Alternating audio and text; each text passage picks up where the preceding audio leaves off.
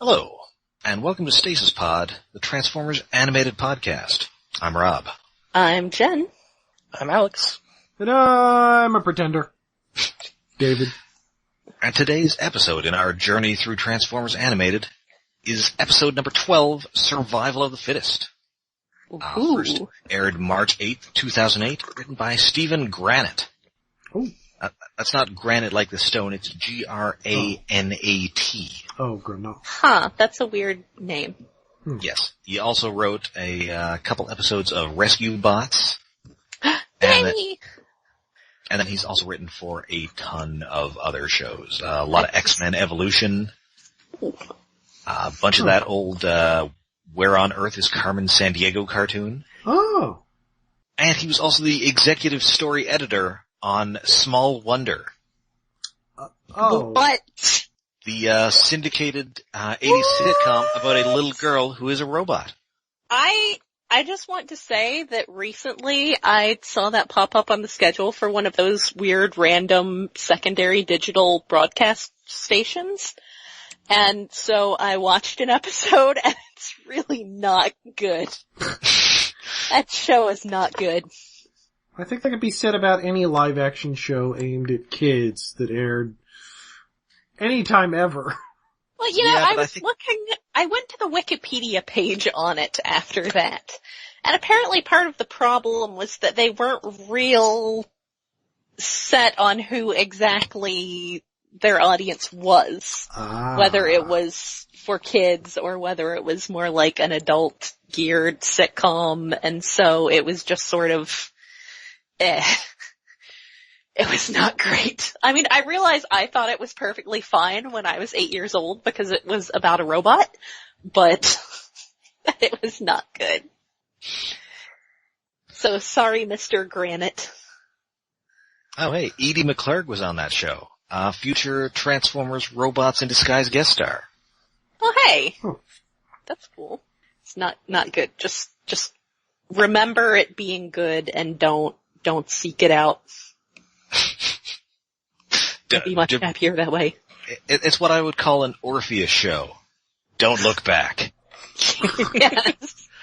It will turn into mist. Yeah. I'm poking through his IMDb page some more, and he wrote an episode for a reboot of Superbook. What? Okay, I'm not exactly clear what Superbook is. That's like a Bible show of some sort? Yes. Oh. So is the Bible the titular Superbook? I think it's more like a Bible. I mean, bear in mind that I was raised atheist when I was like in kindergarten. I had an evolution coloring book from the college ones that they have. But we need to do a phone a friend. We need to does anybody have David Willis's phone number? That'll be the entire episode, just him talking about Superbook. Yeah, we'll not do that. Transformers, holding me Transformers, robots in disguise, Autobots wage the battle to destroy evil forces of the Decepticons. Transformers, all that they appear. Transformers, justice goes again. So it's surprising this episode is as good as it is. Yeah. Because if Blast from the Past was Jurassic Park, this is The Lost World Jurassic Park. Yes. Which also had Peter Stormare in it. Oh, hey. And he also finds himself on the receiving end of some dinosaur-based payback. Like, 'cause he's like one of the henchmen, right? And he's like the nasty henchman who's always like being unnecessarily cruel to the dinosaurs. Probably. So like 2/3 It's Peter Stormare, so yes. He's separated from the rest of the group, and he is devoured by like dozens of chicken-sized dinosaurs. Oh, the Compies! Oh yeah, I haven't seen that movie in so long yet. Somehow I remember the book and was pissed off when I saw the first movie that the Compies devouring a guy wasn't in the first movie.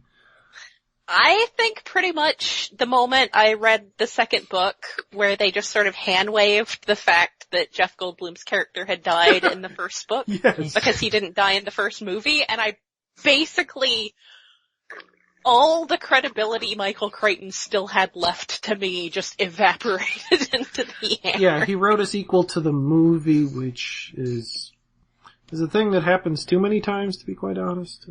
If you get sequels. Yeah, but I mean, when the change that you have to make is put more Goldblum in this, is that a problem? No. I say the answer to that is no. No, there's never enough Goldblum. Oh, we're getting another Jurassic Park movie with Goldblum? Well, Jurassic World. And too. he's gonna be in that new Thor movie. Oh yeah. Yes, that looks great. I get a Goldblumissance. Yes. That trailer is just the best trailer for anything ever. It's pretty amazing. Yeah. Anyway, and much like the Lost World Jurassic Park, this movie also involves an abandoned research facility on an island, and a small child endangered by dinosaurs. So to be fair, I don't know what they expected, like, finding this island, like, considering the state of Detroit right now in this setting. Of course that was going to be some supervillain's lair. I mean, there's probably 3 of them out there. It's actually like a timeshare with a couple other supervillains. Yeah. Like, Angry Archer goes there on weekends, and then they've also got some storage space rented out to Professor Princess. Yeah. Oh, it's probably the Exactly island where like he that. learned to be the angry archer, like trying to survive in. Oh man, just Oh, God. like Green Arrow. Yes. Yes. That's all I know about. You have Green Arrow. failed this city, Sirrah. And then he shoots him with a boxing glove arrow.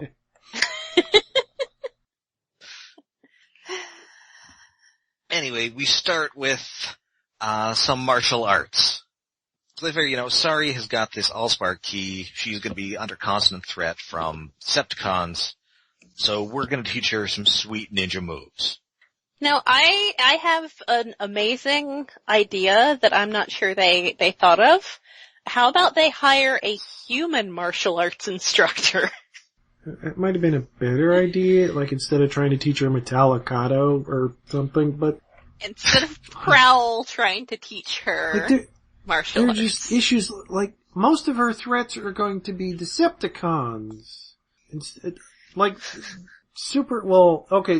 I guess a supervillain human would kidnap her, but that only comes up so I often. think it's less that... I don't see a reason why Prowl's ninja moves wouldn't work for a human. It's just, on the one hand, using Autobots as sparring partners / target dummies seems relatively unwise. On the other hand, if the point is to try to teach her fighting techniques that might be effective against other Cybertronians, that's kind of the only option. Yeah, that's fair. I'm just kind of disappointed we didn't get, like Professor Sumdac in one of those, like, dog training suits. Oh, that would be great. I mean, he's got a lot of natural padding already, so I'm sure he'd be okay, although he's probably not getting calcium. Those bones are just gonna shatter. Oh. Enough vitamin D. Uh-huh. So yeah, it isn't going so well because, I don't know how you're gonna, even though Bulkhead does his best to sell it, with a somewhat delayed reaction. She kicks He's such him a in the sweetheart. He's knee, trying. and he makes a big show of her having hurt his knee, because, it's Bulkhead. Yes. I love the delay, like he's a dinosaur or something. It's taking that long for him to notice he's been hit. I can believe that would happen. Bulkhead. Poor guy. So yes, it doesn't go so well, but she keeps practicing even when she goes home to her room, which we see now has a jukebox, which is cool. Yeah. It was nice of them to give her a jukebox. But then, Do you think it plays any songs other than the one the Soundwave plays? Oh. Oh, maybe it just It's plays like how Cold whenever there's Slither. music on Generation 1, it's just an instrumental version of Cold Slither, Well, Yes. Yes. because we have that one song and we're it's a going to good use song. it By gosh. until the George H.W. Bush administration. something is flying past her window, which wakes her up. It is not Dracula. It's Q, the wings swoop. And, hey, Sari, there's gonna be this music festival on an island. It's a bunch of Instagram models are gonna be there.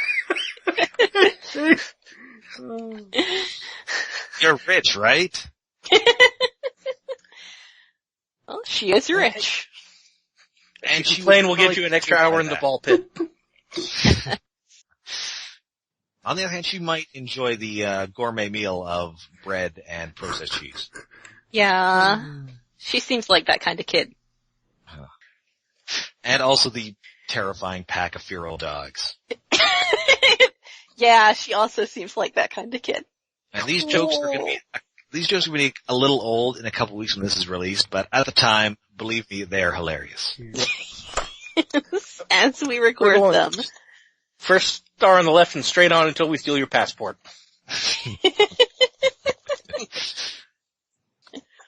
Damn you, Ja Rule.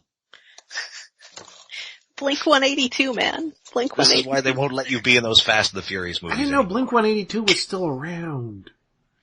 Well, didn't one of them quit to investigate aliens? Probably. Oh, jeez. It would not shock me to learn that a significant portion of their income at this point comes from people playing their shitty, cynical Christmas song. Yeah. Every January they get that big check. And yes, Tom DeLonge, he quit Blink-182 to investigate aliens. That's So I'm not sure if he would have been at this festival or not, or if he's too busy mansplaining aliens to the redhead FBI agent he's paired with.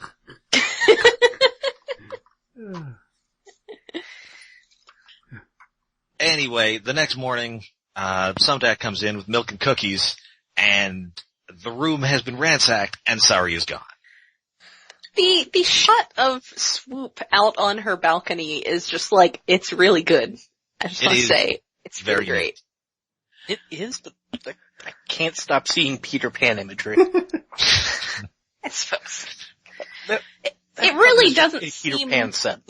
It really doesn't seem so much like she's being kidnapped so much as she's just being, like, taken away on an exciting adventure. Yeah. Yeah, and that might be what she thinks. I get her, she wasn't really was she in much of that, Blast from the Past episode? I don't know if she interacted with the Dinobots. I think she was there at the park at the beginning, and that might have she was, a Dino Drive. I mean, her misusing her key is the reason that they are alive. Well, this is true.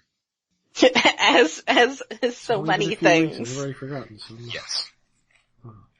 So for once, this is a job for the Detroit police, and they're dragging the river, which is upsetting. Yeah. Wow. I didn't really notice that, but yeah, that's messed up, yo. It's upsetting that the Detroit police have submarines, and it's more upsetting that those submarines appear to be based on the design Rat Trap was in. Yes, that's also in my notes. Oh. They're pretty cute, though. They're very cute. They are. It's the Rat Trap changing of the guard submarine. Yes. But apparently they're just expecting her to wash up on the beach in Detroit like Laura Palmer. We've gone from a silly cartoon intro to, we're like 5 minutes into any given, Law and Order episode now. Yeah. Only a little funny, or maybe NYPD Blue? Unsolved Mysteries. Oh shit, it is NYPD Blue, because Fanzone looks exactly like that one guy. Oh, Dennis Franz. A blonde version, yeah. I mean, it's not Unsolved Mysteries because, Ultra Magnus isn't in this episode. Yeah.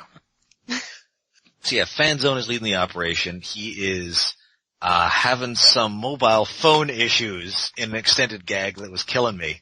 Oh my so god, his giant, ridiculous, ancient mobile phone. Mobile phone with a rotary dial on it. It's a Zach Morris at Motorola Dynatac, but with a rotary dial. Yeah, it is the Zach best Morris thing. had buttons. Ridiculous, and he says, I hate machines again, of course, and either I haven't been keeping note of all the times he's said it, or this is only the 5th time he's said it.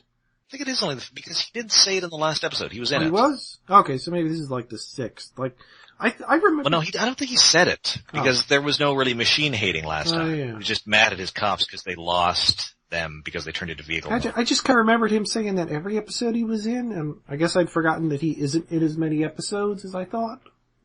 And I mean, he only has like one line in that last episode, and they can't all be, "This is why I hate machines." Well, if it's his only line in an episode, it would make sense. Sometimes he needs to deliver exposition. But yeah, he keeps trying to change, like he's trying to have multicolor dialing, and he just keeps getting the same cop. Yes. Still me, Captain. This is painfully relatable because I don't think anybody ever figured out how to consistently use call waiting. Yeah. So yeah, he says, this is why I hate machines, and Prowl calls him a technophobe. But as Captain Fanzone says, a technophobe is someone who fears technology. And he proves that he doesn't fear technology by smashing his cell phone.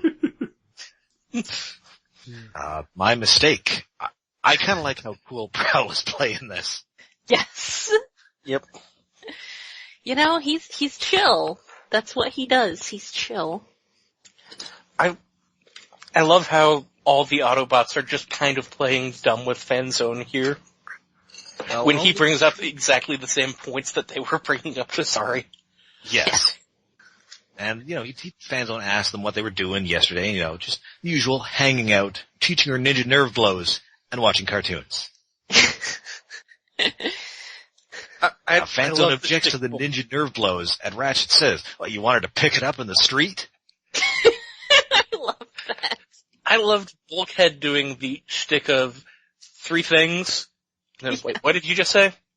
Cartoons? Before that. First thing? What was in the middle? Nothing. Yeah, it's like the comedy in this is very vaudevillian. Yeah, and it works for this. Yeah. I mean, those bits are old because they work. Yeah, because they're great.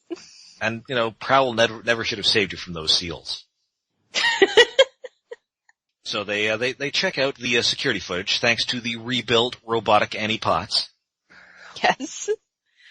And they spot Swoop on there. Of course, remember, 3/5 of the Autobots think, and all humans think, that the Dinobots just mysteriously escaped. But of course, Bulkhead and Prowl know that they secretly freed them and took them to what they dubbed Dinobot Island. So of course, those two realize that's what happened. And so they decide they're going to have to, check this out themselves. They're whispering about it off to the side, as you do. Although not quietly enough for Captain Fanzone not to hear them. Yes. Well, I mean, he has keen powers of observation. He's a police officer. And also, they're huge robots. How could you not notice that? Yeah, well, the other robots don't notice. It's hard to tell if he's actually hearing what they're saying or just suspecting something, but since we can hear them clearly and he's in the foreground, it's like, Fanzone is a cop who's good at eavesdropping. Sugoi. Sugoi. I'll kill you all.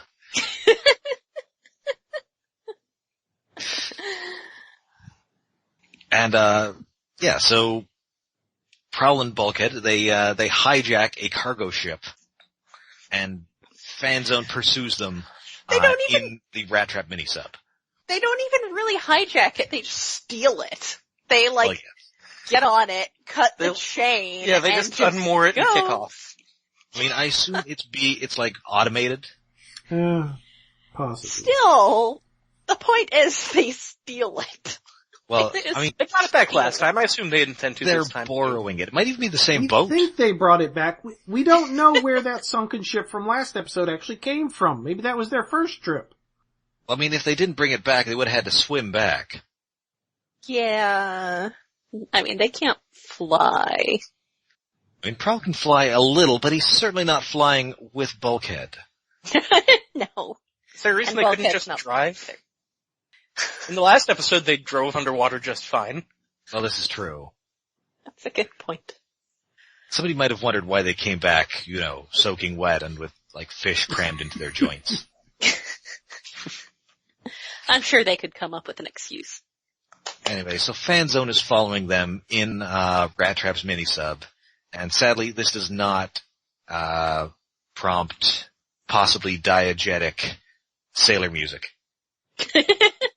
No, instead it would be great if it just prompts another, this is why I hate machines. Yeah, because he accidentally opens the hatch. And I think and then he this is why I hate drowns. Because he's drowning. And then he drowns. The end. Boy, I'm sure gonna miss Captain Fanzone. There's a lot of that kind of stuff. There's a surprising amount of near murder in this episode. Yeah. Yes. So they get to the island, and nobody's there, including the Dinobots. Dun, And dun, I mean, they dun. do find tracks. Yeah, and I like this Trax. He's not in this episode. Doesn't show up till much later. And I really like the pastel color palette we get in these scenes on the island. Yeah. This is quite a pretty episode. Yes. So yeah, they've tracks and somewhat like some sort of greenish goo there. Who do we know who leaves behind a trail of snot-colored goo? Oh no. Dun. It's blot. Oh no. Actually, I think animated blot is a thing, like in a crowd scene or something. Would not be at all surprised. I know there's a character design. I forget if he actually was in the show. Yeah, he might just be in the guidebooks. Yeah. Or Derek just drew him for fun. Also possible. That also happens sometimes. And Fanzone does make it to shore, but he is constantly beset by mishaps, like Bulkhead accidentally just casually dislodging a log, which then tumbles after Fanzone. Oh, Fanzone is pure sight gag in this episode. It's delightful. Blot appears in the comic book tie-in for the animated BotCon year. Oh. Okay. And it's at this point that I realized that if this show had been made maybe in the mid-90s, Jim Belushi probably would have played Captain Fanzone. Yeah, that sounds about right. He did like a ton of mid-90s cartoons in the time between him doing like movies in the 80s and then TV in like the 2000s. Yeah. Huh. Like he was on like Gargoyles. He was good on Gargoyles. Huh. He was one of those like they were like those mutant gargoyles that were like human test subjects that lived in the sewers. Yeah. And there was like a woman, there was a guy who was Jim Belushi. There was like a guy who didn't talk, there was a woman, there was a dude who was the human lead's brother, and then there was a dude who was Jim Belushi. Yeah, the asshole of the group. Huh. Jim Belushi. I didn't realize that. Yeah. Now Anyway, I know. so yeah, it's at this point where we cut to a command center where the Dinobots are sent out to deal with the Autobots by their new master, Meltdown. Dun dun. This is Yeah, I also guess the point in the episode where, based on the initial recording, there's an advertisement in the lower third for Chopsaki Chooks, which, is that racist? Yes? And what? I think it's a British thing. I think chook is British slang for chicken. Okay, it's still very weird. I think that was from Aardman. Oh. Weird. Like it's stop motion, I think. Interesting. It's definitely stop motion at least. I'm just thinking that, like, when we first saw Dinobot Island, it should have been obvious. Oh, this is a volcano villain hideout. Yeah. It clearly is. You know, the Autobots aren't yet familiar with those tropes. Oh no, my mistake. It was not stop motion, and it was also not Aardman. I'm not sure what I was thinking of. But was it racist? Probably. It was produced by Aardman. Oh, it was. Okay then. Because the character designs were very Aardman. Mm. Oh, you're right, it was. Oh, actually, it was also a partly Canadian production. Canada. Listen, Oh, wow. I think I did see, like, trailers or commercials for this, and, like, yeah, this... I can't imagine this was on the air for very long. No. So yeah, this is a volcano base, and the Dinobots are sent to go after the Autobots. We find out that this is indeed where Sari is. She's in like a laser cage. Yeah, the Dinobots, they go out to confront the Autobots, and this is where we get Bulkhead, and he's mad, and that's terrifying. Yeah. Also, she's in a laser cage, I will point out, being guarded by Colossus Rhodes. Yes. Who, I didn't realize in his first appearance, in his normal, shriveled form, he's the exact same height as Sari. Yeah, he's like a little shrimpy guy. Yeah, Sari's maybe a little taller if he's hunched over. Well, no. Yeah, that's true. But she's inside a laser cage that is on a slight platform. So. Okay. So yeah, Bulkhead is just, they're trying to figure out why the Dinobots did that, and he just says it's because they're dumb and bad, and he is in full-on Bulkhead murder mode. Yeah. Yeah, cause he's mad at himself, which is being forced outward as anger at the Dinobots, so it's, poor Bulkhead. It's sad. I mean, Bulkhead is a lovable character because he's gigantic and strong, but he's also like, kind of a gentle doof. Yeah. Yes. Because this is where we realize that if he wanted to, he could just kill everybody, and there's nothing they could do about it. Well, yes, Pretty they much, cast pretty Bill much. Fager back. Have you seen him? I mean, he's a big dude. He's a big, gentle giant who you do not want to piss off just looking at him. No. They'll snap my neck for taking away his little rabbits. Yeah. Yeah, he is just demolishing these Dinobots. He chucks a tree at them. He rolls them up in the ground? Yes, it's kind of like that old Hostess ad in Marvel Comics where it's the Hulk versus the Roller Disco Devils. Oh, that's why I know that visual. Where it's like a bunch of guys are performing roller disco outside, and they're just loud and they're bothering everybody. So the Hulk just takes the street and rolls them up in it. Oh, that... There's a bit on that old Sean Baby website where he describes the Hulk. He says that the Hulk has just turned the street into a dead body burrito.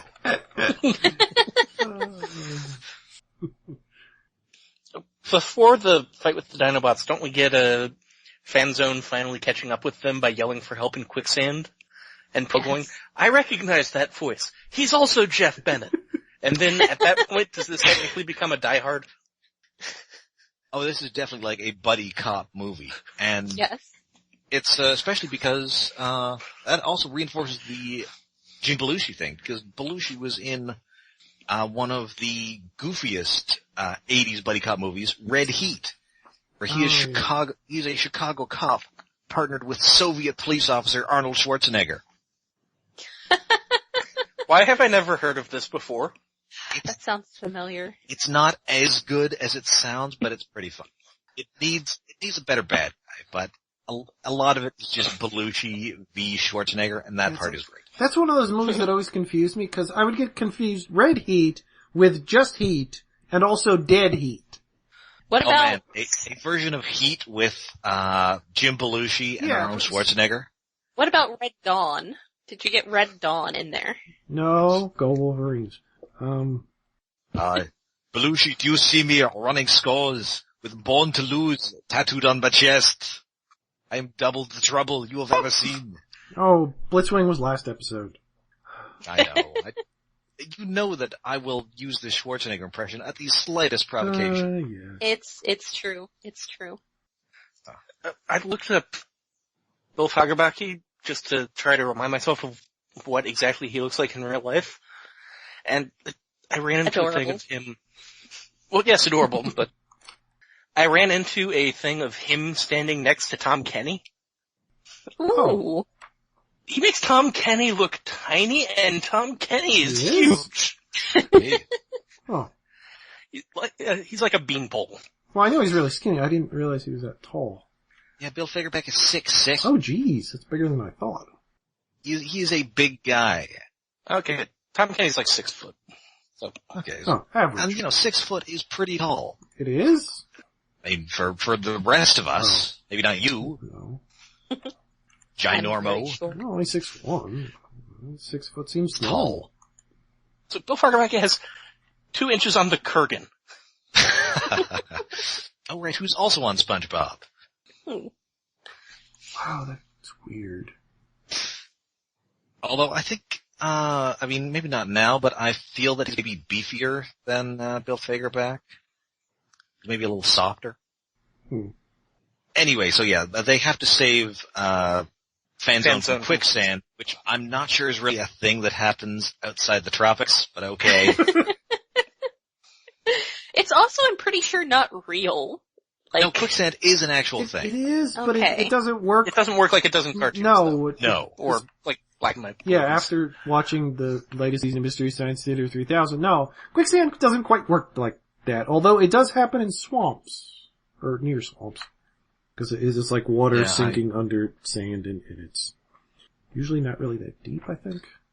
Yeah, contrary to popular belief, quicksand itself is harmless. A human or animal is unlikely to sink entirely into quicksand and drown at all, due to the higher density of the fluid. mm-hmm. Yeah, it's basically just, I stepped in something that is liquid that I did not think looked liquid. Yes. Yeah, it's hard to move in, but you're not going to die. However, it is possible that Fanzone is denser than the average human, so he might be sinking in this. Yeah. It's basically, like, it is a gel formed by sand that is like a non-Newtonian fluid that when disrupted by like any pressure just starts acting like water again. To get out of quicksand, swim. I mean, I can believe that Fanzone can't swim. Yeah. I don't think he's been passing those physicals for a while. Aw. That's why he's captain. So he doesn't have to. Guy's been The rest hitting of this burger episode pot would- a little too much. The rest of this episode suggests he's in pretty decent shape though. Yeah, that's true. He's like, That's fair. he's got like fat guy strength. Yeah. Doughy 50s Superman build. Exactly. Like, they've mentioned his wife, he doesn't have kids, but he's definitely got what you would call dad strength. Yeah. Like, he might not be able to swim, but he can definitely, like, fix a deck fueled only by, most of a case of beer. Yeah. So Meltdown is also heading out to confront everybody and leaving Colossus Rhodes with Sari, who has to go to the bathroom again. Because she's 8, that's like all she does. Yes. As she says. So even with Fanzone with them, they aren't entirely telling him everything. But soon enough, they're confronted by the Dinobots. Prowl, the Dinobots trust me. They'll talk to me. And instead they just attack. Yep. Bulkhead goes into murder mode. Prowl notes that, Swoop has some pretty nasty looking acid burns on him. Now who do we know that does acid burns? Who indeed? Well, I mean, we've only been here for like most of a season and we've only fought like half a dozen villains. It's probably not Nanosec. Probably not Angry Archer. I do have to say I love Bulkhead playing dumb. Yes. And It comes to him so naturally. Angry Archer probably does have like an acid arrow. Yeah. I guess that's fair enough. And in the little fight against the Dinobots, Fanzone becomes a bike cop. Yes, there is Prowl basically says, "Ride me." There is a pretty sweet action scene where he's riding Prowl in motorcycle mode. Drives down, Snarl. Is that what they're calling him in this? I don't know. He drives down a It is tree Snarl. and over Snarl, Slag, whatever, Yes. whichever he was. Swoop, Grimlock, and the other one. Yes. And the rest. all And here whatever on they Dinobot call him Isle. in this version. Yes. And the rest. Yeah, and Bulkhead chucks a tree at Swoop. He is in full-on murder mode. And as noted, it is terrifying. So once Meltdown actually shows up, they put together, this is what he's doing. Fanzone doesn't put it together, which is surprising because he really should. Meltdown showing up kind of explains everything. Yeah. I mean, aren't you a Yeah. police officer? Anyway, Prowl figures it out first, and, Meltdown's pretty pleased. He's got this island, it's got its own security system, and, he's got a new plan. He wants to create a human transformer. Yeah, like, Meltdown has a really weird definition of transhuman. Yeah. Also, I insist on being called Meltdown, which, again, your name is Prometheus Black. I know, it's like... Yeah, come on. Angry he's being called his real name, which is awesomer. But yes, basically he wants to create, like, a superhero-style shapeshifter. Yeah, like, he wants like to create Clayface. Mystique. Yeah, or Clayface. Yeah, or a Mystique. And, he's tried it with adults, and that didn't really work, so he decided that what he needs is a child who's still growing. And so he's going to use the child of his greatest enemy. Which, this is messed up. That is pretty messed up, man. That's... Yep. I mean, it's also, all of this is super illegal. Well, I mean, he's yes. he's committed to the whole supervillain thing. He's a supervillain, like... Yeah, He has his own full wardrobe of crazy polyester suits with metal arms with the channels for his viscous ooze. Yeah, it's like... Yeah. He's like Dr. Doom if he was a biofanatic. And also if you love disco. Yes. Yeah. The disco thing is always kind of bubbling under the surface. Never really explained, he just loves disco. He seems like he should be on roller skates. The way the rest of his outfit is Yes. designed, yeah. I mean, I guess there's kind of already a roller skating villain. Yeah. Yeah, no sec. Well, can you have platform roller skates? That sounds like a recipe for disaster. You can, All I'm roller skates sure. are platform roller skates. Well, Yeah. I guess that's true. They would be tricky, but I'm sure you could manage. Anyway, his intention to use Sari as a test subject further enrages Bulkhead, but we go straight from angry Bulkhead, which is upsetting, to agonized Bulkhead, which is also upsetting. Yeah. Because he just gets a big hole melted in his chest. That is a nasty wound. Oh. Yeah. And Fagerback always really sells it, and it's horrible. Yeah. Ooh. Sad. So, once that happens, Prowl and Fanzone end up dumped into what looks like an underground arena. Complete with more lasers. Yes. And so yeah, Meltdown, drops in, he says that, explains the whole human transformer plan, but his first subjects, they were adults. One of them was his lawyer, and I believe in the guidebooks we later find out that one was his accountant. Which one is which? I think he his says stockbroker. I think he says the shark is his his lawyer. He says the one on the left was his lawyer, which is, the sub-marauder looking one, the shark.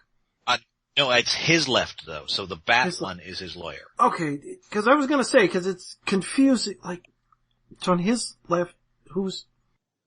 Isn't there like a lawyer shark thing that's like...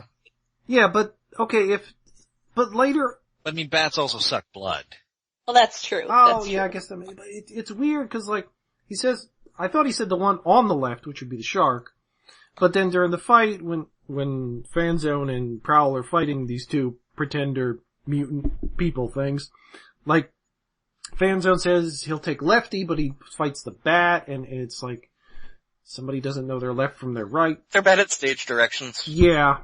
Yeah, so the wiki says bat one is the lawyer, fish one is the stockbroker, and these two are very heavily based on the Pretenders, Bomb Burst, and Submarauder.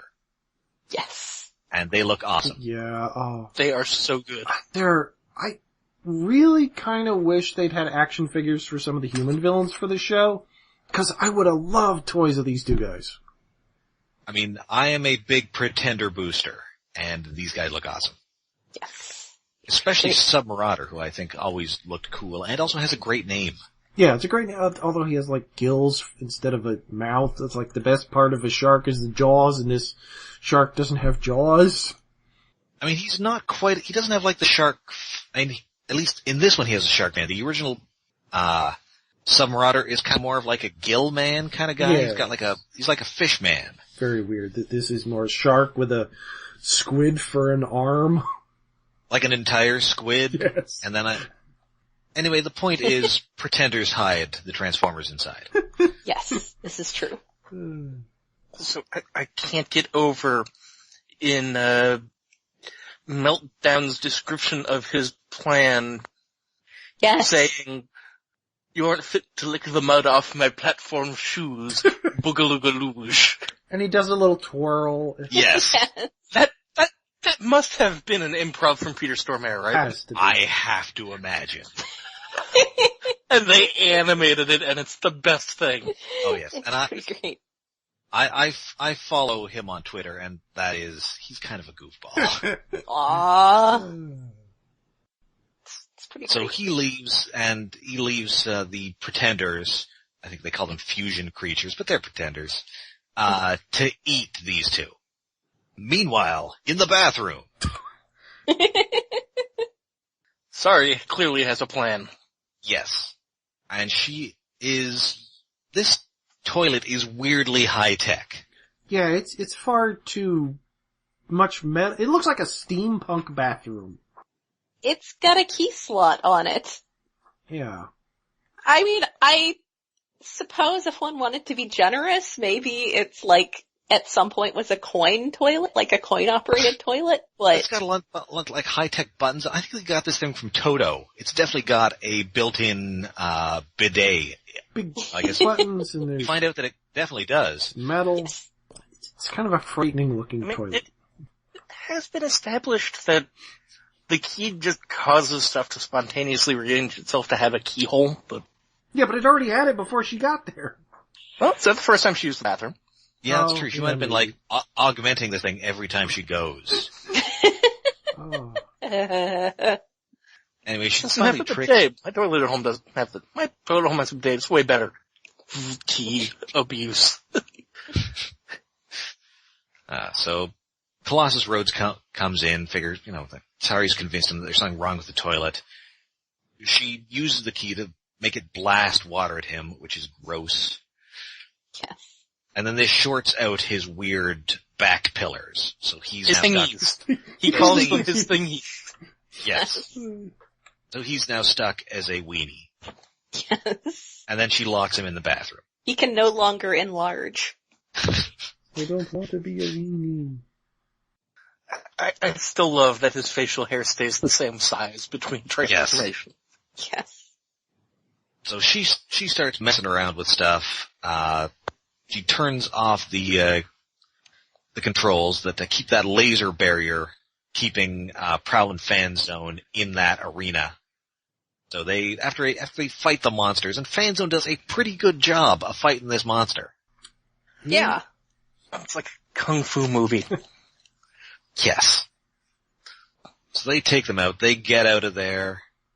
They get Sari, and so they head to Bulkhead, but not before Fanzone grabs one of Meltdown's spare disco hazmat suits. You're not gonna fit in that fan zone. That is exactly what I have in my notes. That's what I wrote too. That is clearly not your size or fashion sense.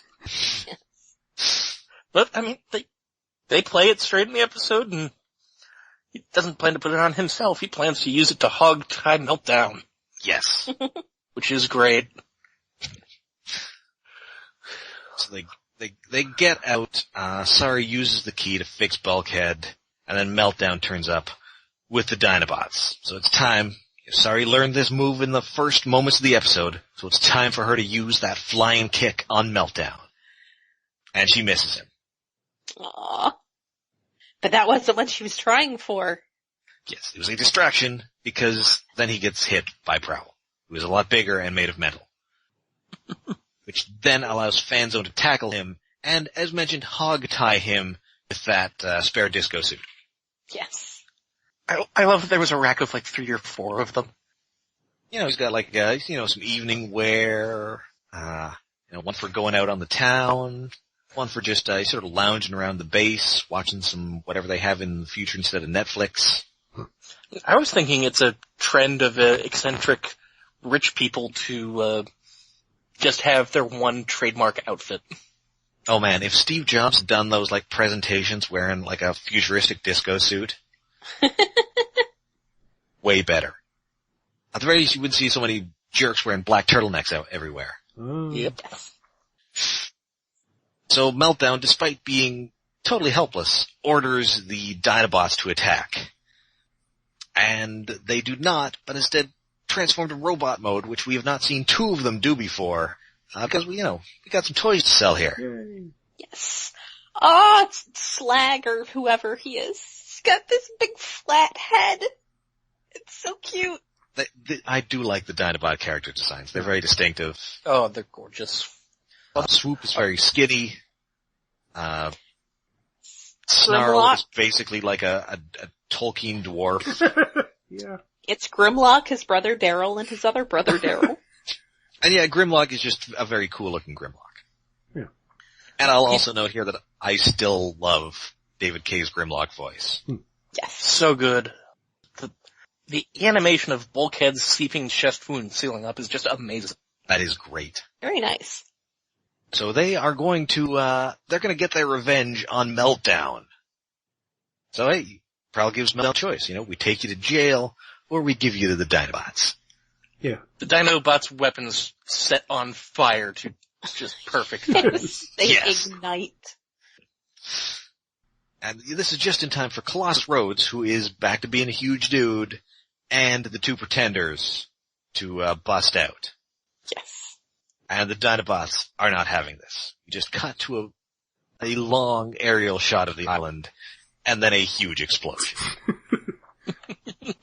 Oh, and the pretenders are hiding behind Colossus Rhodes, and it's just like, we don't want to get hit. So yeah, they load everybody gets back on this, stolen barge, except for the pretenders. Are they in the hold, or did they leave them behind? We never see them again, do we? We do. We do. Oh. They show up again next season. Okay, then maybe they were just left on the island. Maybe. I don't know. Presumably Detroit has something to handle mutants. I mean, he basically, when, Prowl asks Fanzone whether he's gonna do anything with the Dinobots, he basically says it's out of his jurisdiction. Yep. Not my problem. So, maybe he's just gonna leave the mutants out there too. Yeah, Prowl and Fanzone have a little buddy moment. If this was an 80s movie, this would be them clinking glasses of beer. Except because they're different guys, it would be like Fanzone with a beer and Prowl with a tea or something. A tumbler of sake. Yes. Because he's that much of a weeb. Yes. And then a sweet 80s power metal song would come on the soundtrack as the credits roll. Yes. Possibly with everybody turning and smiling to the camera, at the end of Predator. Which I've always been disappointed that the guy playing the Predator doesn't take off his mask and smile. And this guy as the Predator. Oh god, just too many Cook style. I mean, already everybody is turning and smiling to the camera despite having been gruesomely murdered by a Predator. Yes.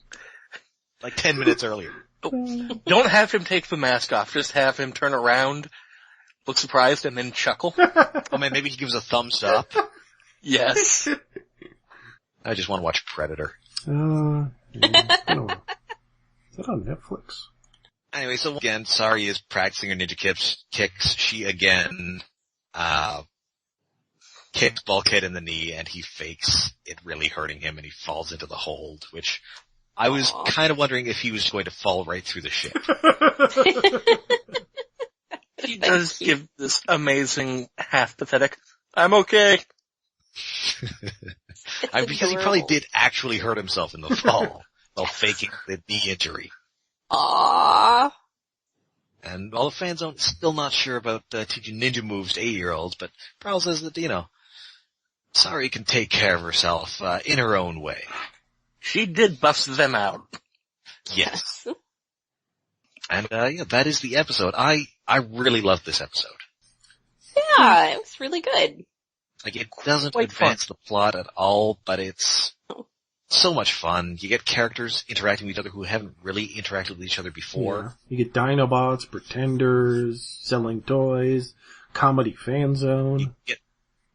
You get more Peter Stormare, which is always a good thing. Yep. We get Jeff Bennett playing both roles in a buddy cop movie. It's the low road of Transformers Animated. Oh, Yes. it's not that bad. I mean, sadly, we are not, the That, and hey, much like the Lord, it does end with a giant long shot of a huge explosion. Presumably that was not caused by Dinobot flatulence. Yes.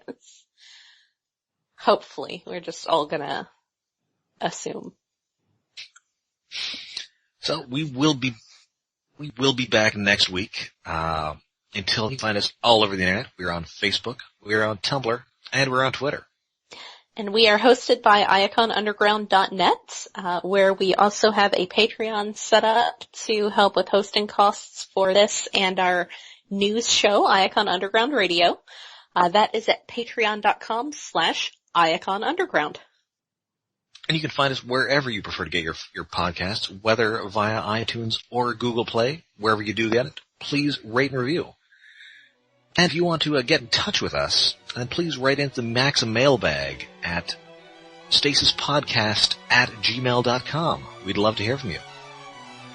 So next week, we will experience total ownage at the hands of the Headmaster. Oh yeah! Until then, I'm Rob. I'm Jen. I'm Alex. And I'm Dude. I seem to remember liking that Headmaster episode. I think it's pretty good. I remember it being highlight of the show. It's very silly. Yes. Yeah. Head on, fly directly to head. Wow, that takes me back. Or, next stop.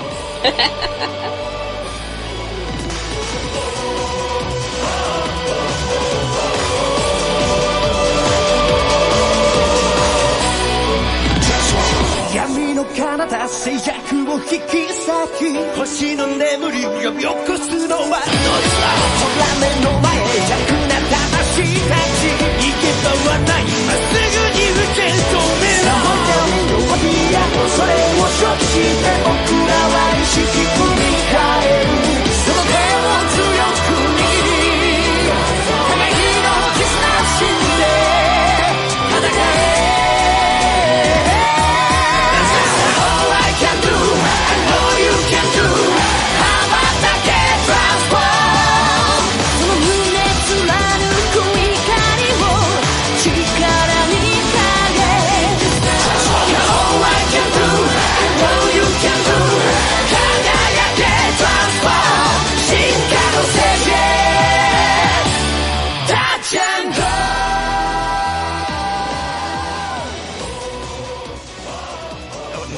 Episode when I finally figured out how to do a really cool looking animation or transformation montage in this art style. And I know it's also got a very obscure airplane reference. Yeah, which is so weird. Surely you can't be serious. Oh, I can be serious. Don't call me Shirley. That's another movie. Alright, I should hop off because I've got to call my mom and finish making arrangements about tomorrow, so. Good luck with things. Fun. And enjoy your trip. We will talk in a fortnight. Okay. Yes. All now right. I will watch Randy Orton in a cheesy home movie. Enjoy. David, it's the House of Horrors match against Wyatt. Oh, yay. Wait, is that guy who played the Yeti still alive? Or I'm sorry, the Yeti? He is also known by the ring name Giant Gonzalez. Oh. The Yeti is not the most ridiculous costume No. he has worn. I think, yeah, that was the guy who had like the suit with the muscles printed on it? Yeah, Yes. the nude bodysuit. Oh, wait, He died at age 44 back in 2010. We did? Complications from diabetes and heart disease. Maybe think of a different Yeti. Maybe. Okay, I'm thinking of the WCW Yeti who is Rod Rice. Oh, there's more than one. Wait, I thought he was Giant Gonzalez. I think Giant Gonzalez was a different guy. Oh wait. No, I remember what it was. It was going to be Giant Gonzalez. And he couldn't make it because of a, passport and visa issue. Oh. Right, because it was the Yeti who is actually a mummy. Yes. He was like bandages all over him. And also the guy could not pronounce Yeti. The Yeti! He was in like one match.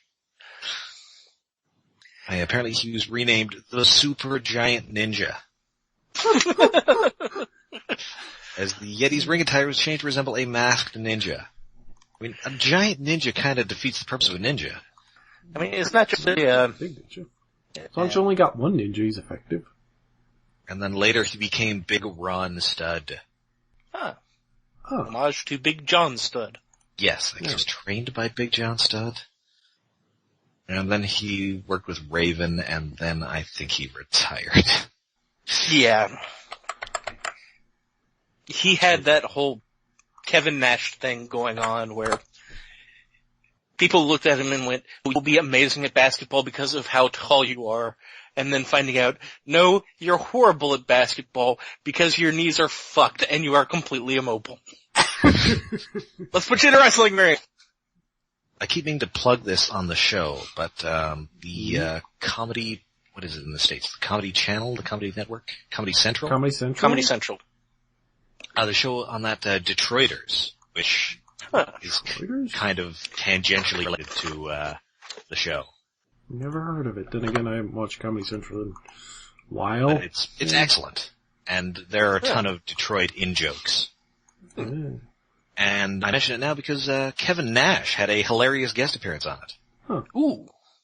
Because I didn't realize that he was from Detroit. I just always assume we're wrestlers from parts unknown until I find out otherwise.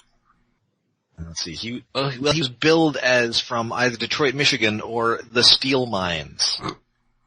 Because I guess he debuted in WCW as the Orange Mohawked Steel, one half of the tag team known as the Master Blasters.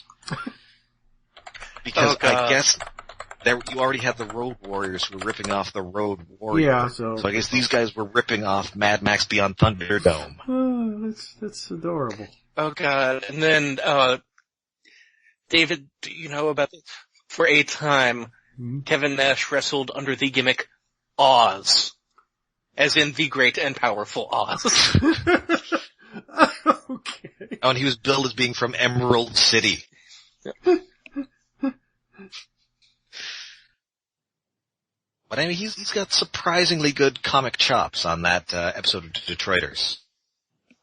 He's not playing himself. Huh. He's the main character's father who's been in an insane asylum for like a decade. Oh. I mean, we've known he could act since 1991 when he played Super Shredder. This is true. He did an excellent job of dropping a peer on himself.